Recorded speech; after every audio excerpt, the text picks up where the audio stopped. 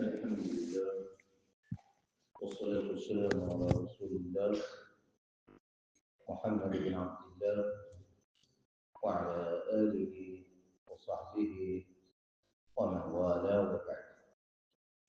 السلام عليكم ورحمة الله وبركاته.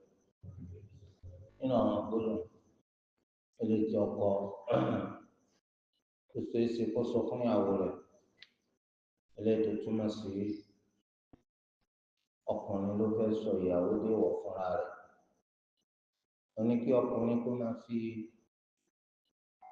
ọ̀rọ̀ ẹnu rẹ̀ sọ fún ìyàwó rẹ̀ pé láti sìn lọ tó bá tún súnmọ́ a jẹ́ pé ìyá òun ló ń súnmọ́.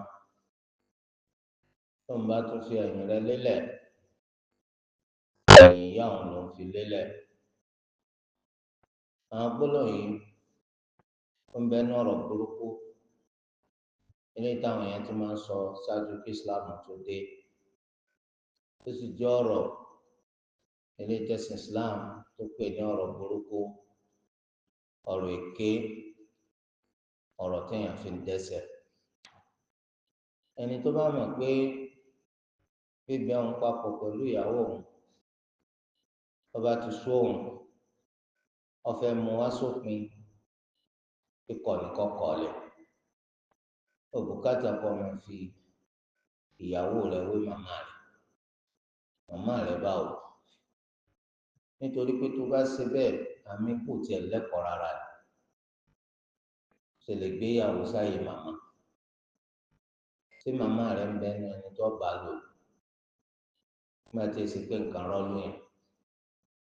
Tí wọ́n sì fẹ́ fi hàn náà ní pé ó lè dájú pé o ti sọ́ dé ìwọ̀ ló ń fi wé màmá rẹ̀.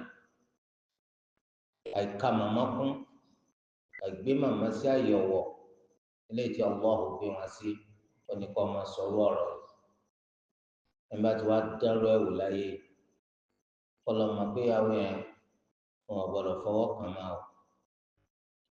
Àfi tó bá ṣe ìtàn yọ bọ́kùn lọ́rùn ẹrú. Tí kò bá wá lágbára láti ṣe bẹ́ẹ̀, wọ́n ṣe bọ́kùn lọ́rùn ẹrú ní kíkọ́ jẹ́ pọ̀ lẹ́rù kan. Ẹrú yìí wọ́n wá túlẹ̀ pé ó fún lómìnira rẹ̀ kó máa lọ. Ó lẹ́rú àmọ́ olówó tó lè fi ra ẹrú wọ́n sì ń ta ẹrú. Ó lọ ra ẹrú, ó wá mú kó lóko ẹrú. Lágbára eléyìí ó ṣoṣo yá àwọn oṣù méjì gbáko ní tẹ̀léńtẹ̀lé. Tó bá fi lè já níjọ́ kan kó fẹ́ sinmi ó tuntun bẹ̀rẹ̀.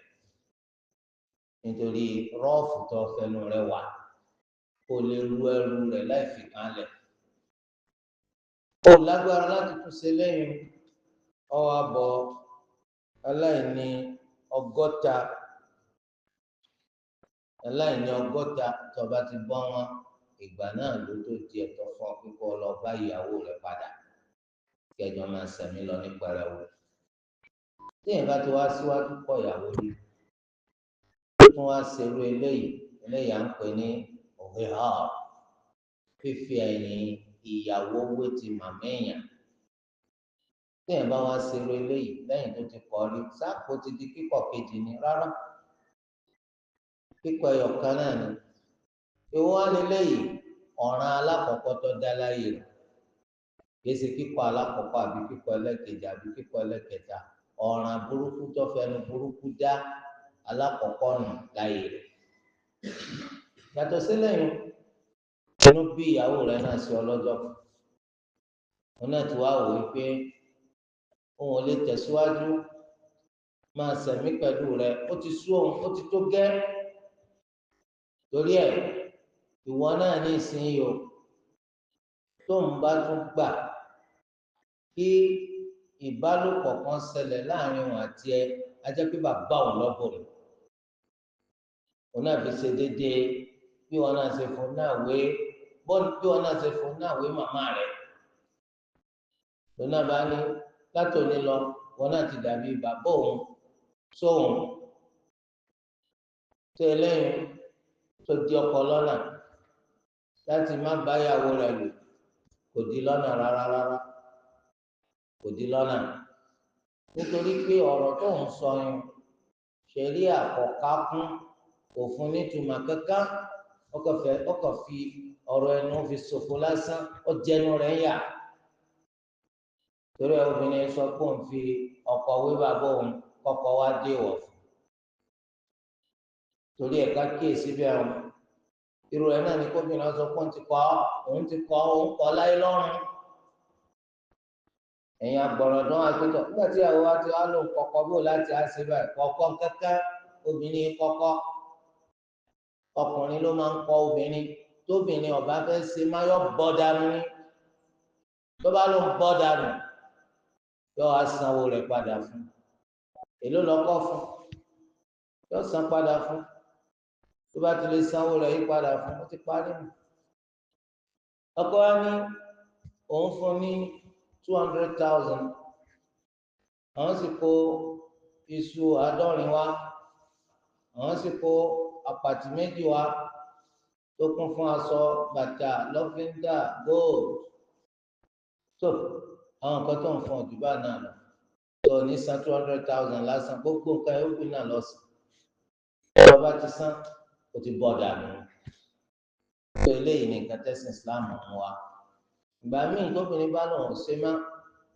yọ lọ sí kóòtù àwọn baálẹ̀ àwọn jáwèé fún òun máa wá sọ pé òun ti jáwèé fún òun ò ṣe má ìwé sóun lọ gbà sọ́wọ́ tó fi di ìyàwó rẹ̀ tó fi wá jẹ́ kó ń gbà tó já dànù èyí ṣe ìyàwó rẹ̀ mọ́ tó baálẹ̀ kọ́ ló so yìgì yín baálẹ̀ ò lè já yìgì yín àfi tí ì bá ṣe yìgì Islam torí ẹ̀ ká kíyè sáàrin yẹn ọ̀pọ̀lọpọ̀ obìnrin ló ṣe zìnà ká lónìí ó ti lọ jáwèé rọ́ ó tún lọ́kọ míì ọkọ rẹ̀ àkọ́kọ́ náà lọ́kọ rẹ̀ ó ń ṣe zìnà ká ni àmọ́ sóun náà lè gbàgbà kúgbà òun náà lè gbàgbà kúgbà ọtọ́dọ̀ ọkùnrin 4 bọ̀ ọwọ́ ló ti padà dé má bínú àlàmú